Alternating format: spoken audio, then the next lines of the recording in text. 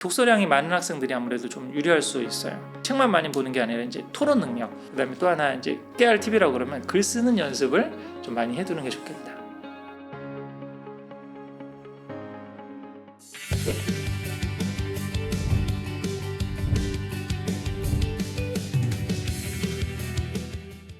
최근에 사실 우리 이범 선생님이라고 교육평론가 유명한 분이 있지 않습니까? 그분 이제 영국으로 지금 유학 가셔가지고 교육 정책이라는 걸 캠브리지에서 박사 공부하시더라고요. 네. 가시기 전에 이제 마지막 찍고 가신 영상을 한번 좀 봤는데 이범 선생님은 그렇게 분석을 하시더라고요. 우리나라 이 교육이 이렇게 꼬이게 된 뭐 여러 가지 이유 중에 하나가 뭐냐면은 그 특성화 교육, 실업계 교육 이 부분이 무너지기 시작하면서 사실 그렇게 됐다.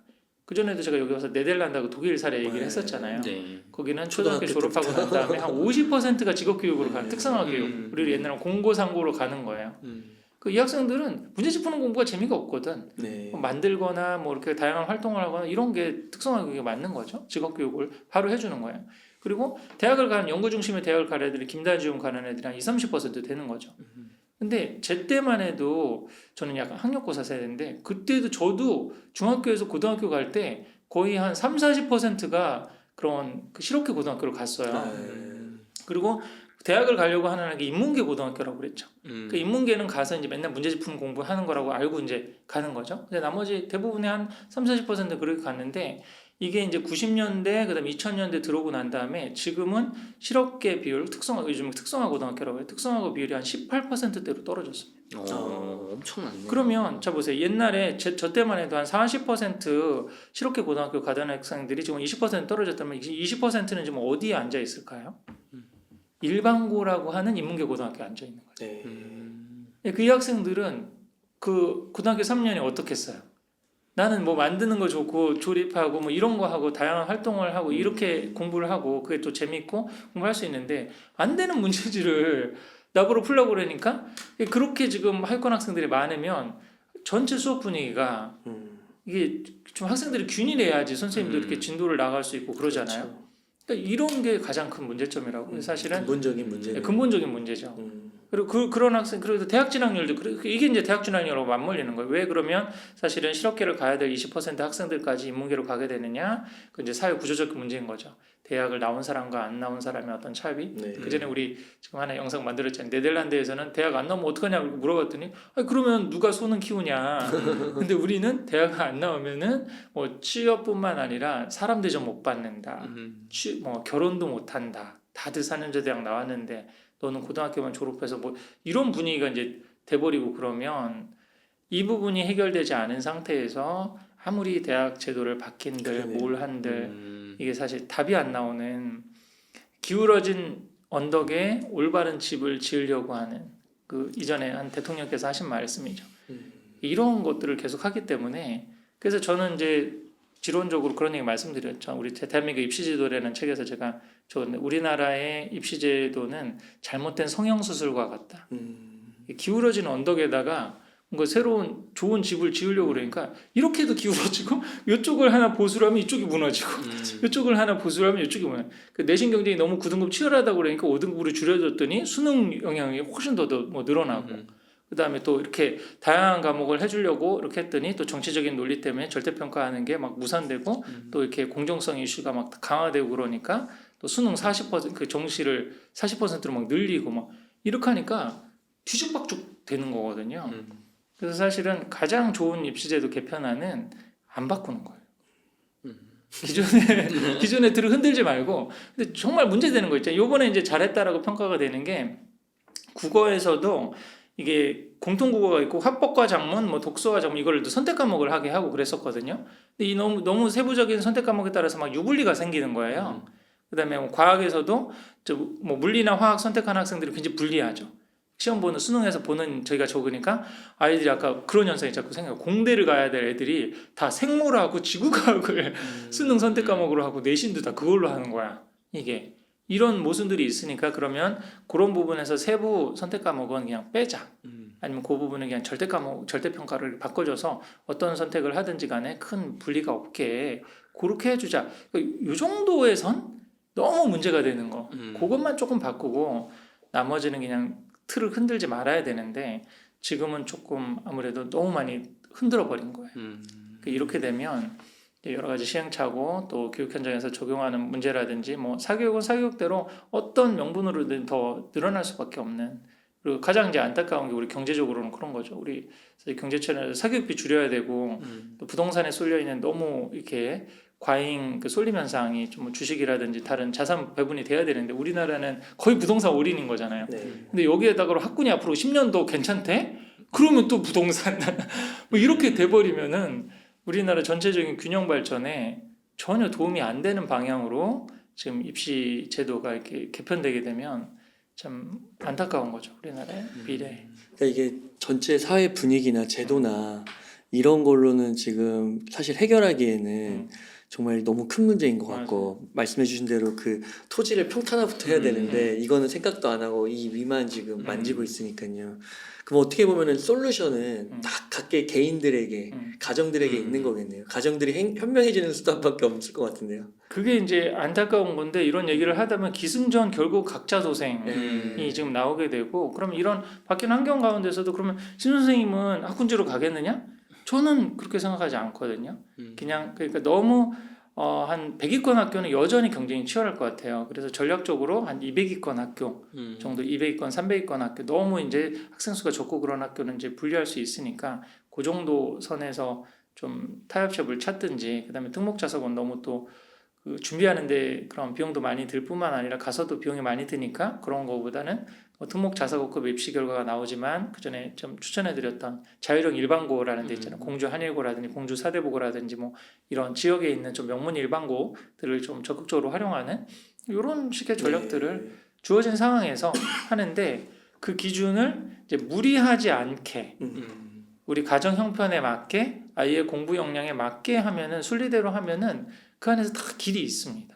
또 아이의 적성에 맞게. 그렇죠. 그게 제일 중요하죠. 네. 애가 좋아하고 잘하는 거를 다중지능에 그렇게 맞게. 해줘야지. 애는 싫다고 그러는데 이게 앞으로 미래 사회에 유리할 거야. 지금 이제 의대도 아까 정원 늘어나는 거 얘기했지만 의사 선생님이 싫어하는 게 그거잖아요. 그게 정원을 늘려도 특정과 쏠림 현상 뭐 더 사실 생길 거고, 공공의료라든지 그런 부분 확충은 또 안 될 거고, 이것도 또 근본적인 해결책이 아니라 그냥 양적으로 정치적으로 이렇게 하려고 그러는 게 아니냐, 뭐 그런 저기도 들지만, 그러니까 의사 선생님 그렇게 많아지면은 지금 의사 선생님의 급여도 어떻게 될까요? 수요 공급 원리에 의해서 또 경쟁이 더 치열하고 그러면은 지금도 변호사가 그러잖아요. 지금 계신 의사분들 중에서도 이렇게 제가 인터뷰 몇 분 했는데 만족해하는 사람들이 그렇게 크지 않다고 그러더라고요. 그렇죠. 네. 그것도 마찬가지입니다. 본인의 직업 적성에, 의사라고 하는 저희가 좁은 진료실에서 맨날 아픈 환자만 봐야 되는데 그게 이제 보람 있고 그걸 즐겁고 그다음 수술하는 거 이런 게 연구하는 게 재미있고 이런 분들한테 이제 맞는 거지. 지금의 의대 쏠림 현상이 안타까운 거는 이게 돈 되니까 한다. 그다음에 우리 공대나 뭐 이런 데 나오고 그러면 구조조정되고 그러면은 내가 뭐 직장도 잃고 그러는데, 이거는 라이센스만 있으면 내가 그러니까 평생 원하는 데까지 뭐 할 수 있다. 사회적으로도 이런 것 때문에 사실 의대 쏠림 현상이 이렇게 심해지는 거잖아요. 어떻게 돈에 의해서, 어떻게 보면 직장에 의해서 선택하는 게 아니라 내가 정말 좋아하고 잘하니까 하고 싶어서, 그리고 그런 학생들이 돈이 없어도 공부를 할 수 있게 해주고, 또 특히 원하는 학생이라고 하면 점수가 좀 모자라도 받아줄 수 있는, 이렇게 하는 게 좀 사회적으로 좀 바람직한데, 현실적으로 그게 안 되니까 어떻게 해야 되느냐? 각 가정이 깨어서 좀 중심을 잡아야 되는데, 중심을 잡을 수 있는 가장 좋은 도구 중에 하나가 저는 공부머리의 발견에 있는 4가지 테스트라고 보는 거죠. 그러네요. 그래서 그거 꼭 봐야 되겠네요. 네, 입시 역량을 한번 애들 살피고, 그다음에 멘탈. 아까 그러면 100위권 그나마 또 그럼 100위권 학교 갈지 아니면 200위권을 갈지, 아니면 그냥 좀 이런 좀 수월한 학교에서 행복하게 학교 다녀라. 뭐 이렇게 할 수 있는 쪽으로 방향을 틀어야 될지, 그런 걸 아이의 다중지능이라든지 회복 탄력성이나 멘탈이나 이런 것들을 보고 진로를 이렇게 잡아주면 이게 너무 뭐 많이 바뀌는 것 같지만 사실은 본질은 변하죠. 내신이 중요하고 국영수가 중요합니다.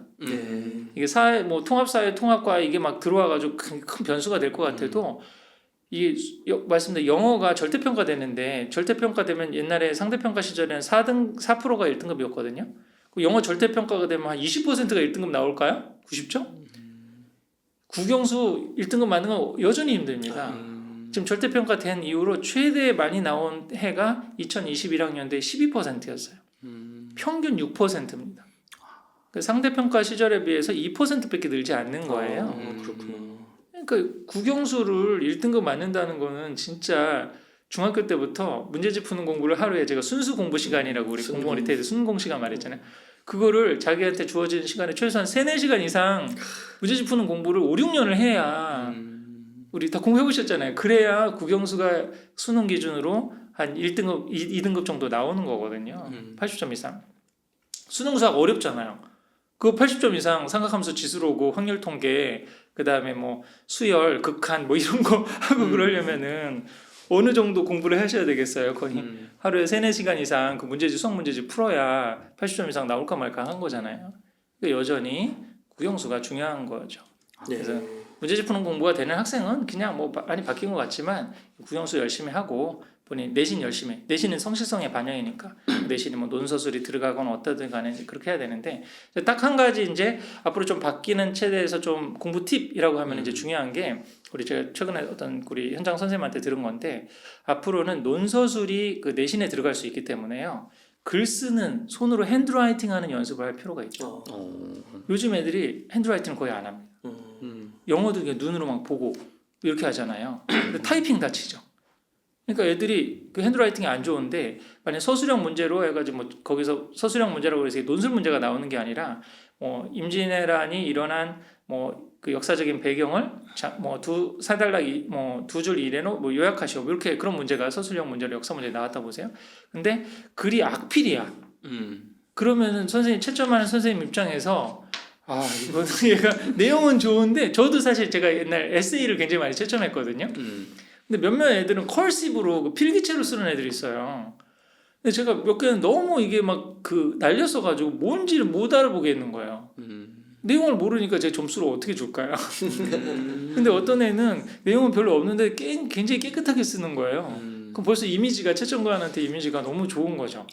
기본 점수는 먹고 들어가고 그러니까 이런 부분이 있기 때문에 지금 이제 앞으로 중학교 2학년 그 유초등 학생, 초중등 학생한테 중요한 거는 이제 독서 토론을 좀 많이 해가지고 자기 의견을 요약하고 발표하는 그다음에 좀 이제 통합형 어떤 그런 과목들이 이제 많이 나오기 때문에요. 역사나 지리나 과학 이게 두루두루 많이 좀 독서량이 많은 학생들이 아무래도 좀 유리할 수 있어요. 근데 그 이전에 이게 책만 많이 보는 게 아니라 이제 토론 능력, 자기가 아는 거죠. 수행 평가에서도 그런 게 많이 나온단 말이에요. 그런 거 하고 그다음에 또 하나 이제 깨알 팁이라고 그러면 글 쓰는 연습을 좀 많이 해두는 게 좋겠다. 그래서 좀 자기 생각 일기 같은 것도 뭐 쓰고 좀 자기 생각하는 걸 조금 이렇게 집에서 틈틈이 적게 하고 그걸 또 발표하게 하고 이거는 돈 안 드는 거니까 그런 식으로 이제 연습을 해두면 나중에 뭐 논서술이 들어오던 그다음에 또 구술 면접이 강화되던 자기 생각을 좀 잘 얘기하고 또 써낼 수 있고 그런 능력이 좀 갖춰줄 수 있겠죠. 네. 저는 그 작가님이 말씀하신 요 실업계에 가야 될 친구들이 인문계에 가서 막 엎어져 있다. 이게 비극이라는 게 저는 사실 제가 그랬거든요. 저 이제 원래 공부 가고 싶었는데 저 컴퓨터 막 공학하고 싶었는데 부모님이 이제 인문계를 막 강요를 하셨단 말이에요. 대학을 가야 된다. 그것도 있지만은 너는 거기 가면은 맞을 것 같다. 좀 험했어요. 제가 학교 다닐 때는. 그래서 저는 학교 갔을 때 근데 그런 걸 했었단 말이야. 그 한 달에 한 번씩 1학년 때는 그게 뭐 전자 제작반 뭐 이렇게 해가지고 뭐 이렇게 암페어 계산하고 라디오 납땜으로 막 만들어보고 그런 걸 했었고 그다음에 2학년 때는 영화 감상만 했단 말이에요. 막 탁구반하고 또 고3 때는 저는 직업반이라는 걸 찾아서 제과제빵과라는 데를 갔거든요. 공부하기 싫어서. 근데 나중에 보면 그게 다 연결이 됐어요. 저는 그래서 원래 제가 가고 싶었던 컴퓨터공학과로 나중에 대학교를 가게 됐는데 편입까지 하면서 그 막 전자기기 막 이거 라디오 만들면서 배웠던 그 전기 계산하는 게 나중에 뭐 정보처리 기사, 산업기사 이런 거 딸 때 시험에 나오고 도움이 되고 제가 취미로 그때 했었던 제과제빵은 지금도 제일 좋은 취미가 됐거든요. 근데 이제 제 친구들 저처럼 공부 잘 못했는데 이제 억지로 간 애들은 맨날 잠만 잤던 거죠. 그래서 지금 요 보여주신 고교 선택 과목제가 공부머리에 발견 요 테스트 4가지 해서 우리 아이가 공부 입시 쪽으로는 막 이렇게 1, 2등급이 아니다 싶으면 저는 되게 학부모님한테 좋은 선택권을 주는 것 같아요.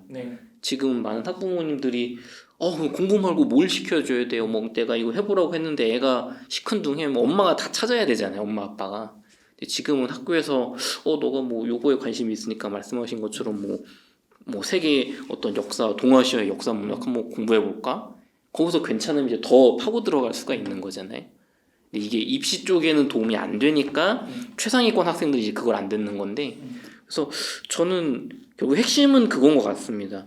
이런 좋은 제도가 있어도 우리 아이가 이런 어떤 입시보다는 입시가 아닌 쪽에서 더 어떤 적성을 찾을 수 있는 아이인지 입시로 승부를 봐야 되는 아이인지를 명확하게 부모님이 알 수 있는 것, 판단하는 것. 근데 그게 이제 공부머리 테스트인 것 같아요. 제가 느끼기에는. 그 가이드라인을 해서 아이들한테 맞는 길들을 조금 아이들도 이런 원리를 알아가지고 내가 입시 경쟁이 있으면 문제 푸는 공부를 해볼 수 있지만 그렇지 않다 그러면 과감하게 방향 선회를 해서 지금 이렇게 좋은 제도들 이런 걸 이제 대부분 뭐 교육 제도가 바뀌거나 이러면 혼란을 유발한다 그래서 뭐 부정적인 견해들 많잖아요. 그런 태도보다는 그냥 있는 거 잘 활용하자라고 하는 그런 긍정적인 태도로 한번 임하면은 바뀌는 제도 가운데서도 좀 중심을 잡을 수 있지 않을까 싶습니다.